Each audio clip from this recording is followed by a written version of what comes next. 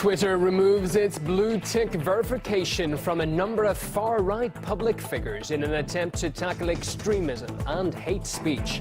But questions are raised over how the punitive measure is being applied.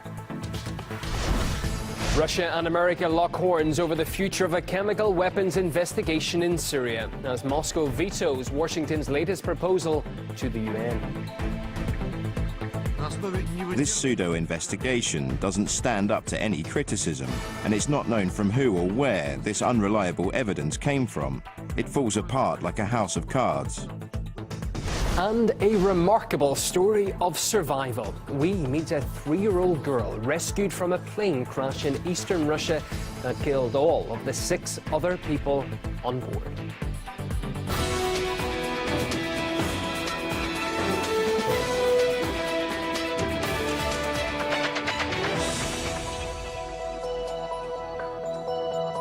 Around the clock across the world, this is RT International. From the team and myself, Ewan O'Neill, welcome to the programme. Our top story this hour: a number of Twitter accounts belonging to far-right figures have been stripped of their verified status. The network says it is changing its guidelines over concerns the blue badge is seen as a sign of endorsement. But critics say the measure is not being consistently applied. Reporting Polly Boyko. Up until this week, verification illustrated by a blue tick on Twitter was a symbol that a user's account is genuine. So if you take the account here of Donald Trump, the blue tick here denotes that, yes, these really are the words of the US president. It's a bit like a certificate of authenticity for a designer handbag or a hologram sticker on the back of a box containing a computer game. And high-profile users like Trump might have hundreds of fake and parody accounts, hence the blue tick. But Twitter says that somewhere along the line, this verification became known as an endorsement. Verification has long been perceived as an endorsement. This perception became worse when we opened up verification for public submissions and verified people who we in no way endorse. The blue tick purge started after Twitter was criticised for verifying the account of this man, Jason Kessler, the organiser of the deadly white nationalist rally in Charlottesville in August. Eventually, Twitter came up with an extensive list of the new guidelines. The reasons for removing the symbol include intentionally misleading people, promoting violence, inciting harassment, and the list goes on. Newly de-ticked users include Tommy Robinson, the former leader of the UK's English Defence League, and white supremacist Richard Spencer. Ordinary Twitter users have expressed confusion over the new policy.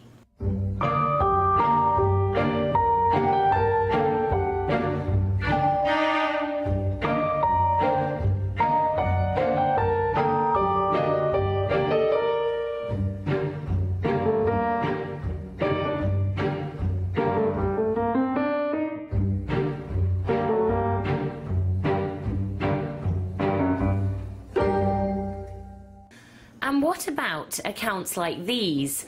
Mohammed al-Arifi, a conservative Sunni Muslim cleric from Saudi Arabia, banned from the UK in 2014. His blue tick remains intact. Twitter says it's conducting a sweeping review of its verified accounts, and it's possible that accounts like this may not have come up for review yet. But even before the rethink, Twitter had been criticised for refusing to verify certain accounts. That of WikiLeaks editor Julian Assange, for example, or Project Veritas founder James O'Keefe, both journalists with anti-establishment views.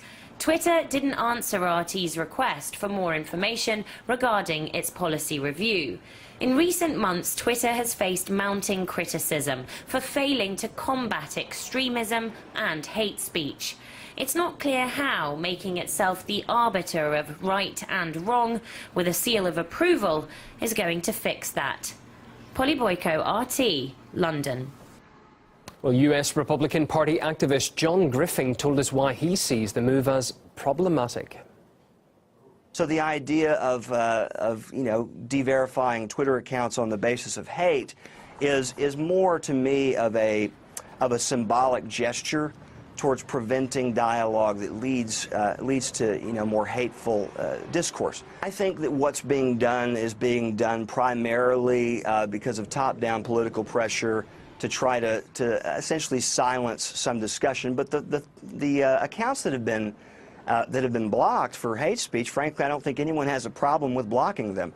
But the idea that this could creep into something where one side has an unfair advantage in most political discussions, that's certainly a question that I think needs to be asked and looked at honestly. Facebook has also rolled out a new tool as part of its effort to root out fake news. It's introduced what are called trust indicators. Now, they're supposed to help users distinguish between reliable publishers and those peddling misinformation online. For now, it covers a small group of outlets, but is to be expanded in the future. The feature details the organization's editorial policies, fact-checking abilities, as well as ownership structure. But it's actually up to them to provide their own information. We heard from a political activist who believes the social networking giant has let its users down. Facebook has the right to put whatever indicators it wants, but in doing so, it's currently doing a major disservice to its clients. It is essentially misleading them because it's basing its trust indicators on the completely flawed idea that what most of the U.S. mainstream media is reporting is basically true. So by putting these indicators, it is essentially giving an incorrectly high level of trust. Facebook is sort of unscientifically assuming that the currently accepted mainstream media is also trustworthy. It is not trustworthy. And so allowing these people that they've assumed before even beginning any kind of real review or any kind of real experimentation that they are trustworthy and then deciding to let them show that they're trustworthy by basically saying so is completely backwards. The UN Security Council will have one more chance to extend a joint investigation into chemical weapons attacks in Syria later on Friday. Japan has submitted a new resolution for consideration after Russia and America stalled each other's attempts to extend the group's mandate. Russia has acted to obstruct these investigations. Russia is being blamed for everything as usual. Russia had hoped to bury the truth. They are trying to disparage our country. Russia has played games. Russia is not playing games. You are trying to play games with us. Russia wants a mechanism, but not an independent one. We protest against this blatant unprofessionalism.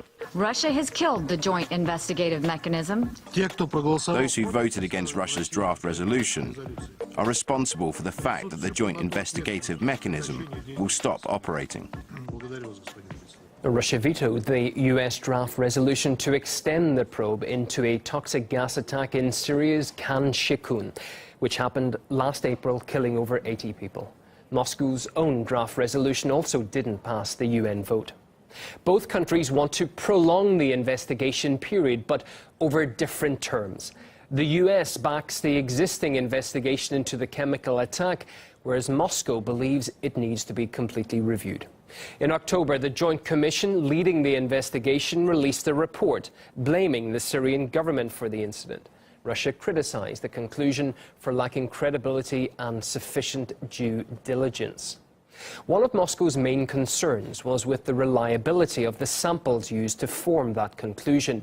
Experts involved in the probe didn't visit the site and received data through third parties, which transported them out of Syria.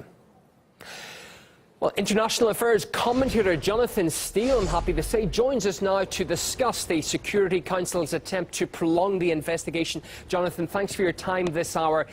What do you think will be the outcome of the vote on Japan's draft resolution later? Japan is basically saying JIM should be extended for 30 days as opposed to the one-year extension the US is saying.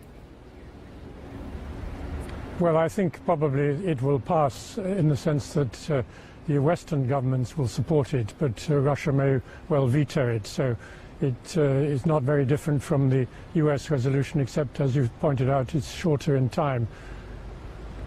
Russia's decision to veto the US drafted resolution has been widely criticised. We can take a listen to a short clip on what's been said, Jonathan.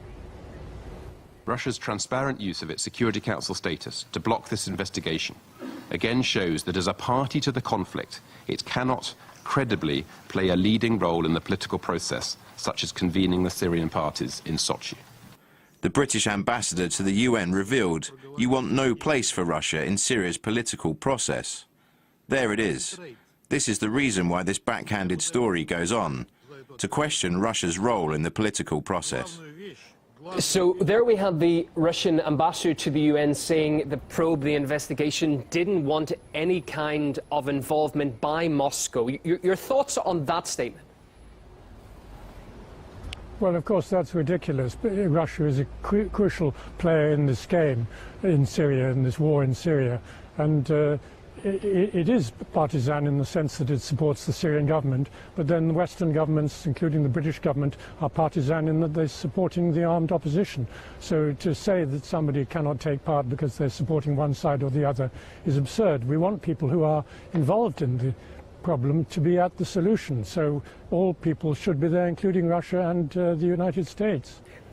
Does this come down to simply pro-Assad or anti-Assad? Why is it proving so difficult for all of the Security Council members to agree on a resolution on investigating chemical attacks in Syria? Well, it's because it's become so partisan, because people rushed to judgment. Very soon after the Khan Shaykhun incident, the Syrian government was accused of being behind it before any investigators had gone in there.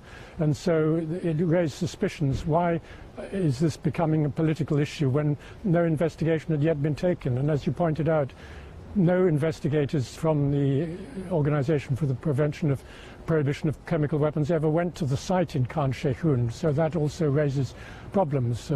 And finally, there's the whole question of motive. I mean, the last thing that Assad would have wanted at that stage was to be accused of chemical weapons attack. It helped the rebels much more to have this chemical weapon attack, in the sense that Donald Trump had said, and his administration had said, that they saw Assad remaining in power for some limited time, at least in Syria. And it was obviously people who didn't like that would want to undermine that statement by the President of the United States. Jonathan, always great to have you on the programme. Thanks for taking the time this hour. Jonathan Steele, International Affairs commentator.